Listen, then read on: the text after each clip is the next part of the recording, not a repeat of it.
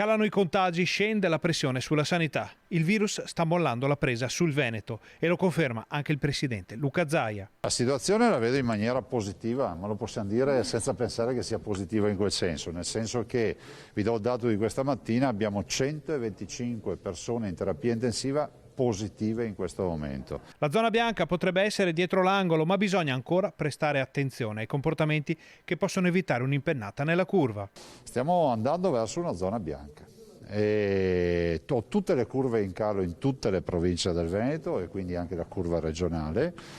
Bisogna portare l'attenzione e quindi portare la mascherina, però è pur vero che penso che il virus ormai si sia endemizzato. L'emergenza però non è ancora finita e ci sono fasce della popolazione che vanno messe in sicurezza prima di tutti gli altri per evitare che torni a salire la pressione sulla sanità. Non va trascurato che comunque dobbiamo mettere in sicurezza le fasce di età più a rischio, che sono gli over 70 e gli over 80, per i quali ancora un virus preso in assenza di vaccinazione dà ovviamente i problemi che ci sono. E all'orizzonte si profila un futuro senza mascherine, oppure no? Diciamo che la mascherina ognuno la utilizzerà come penserà.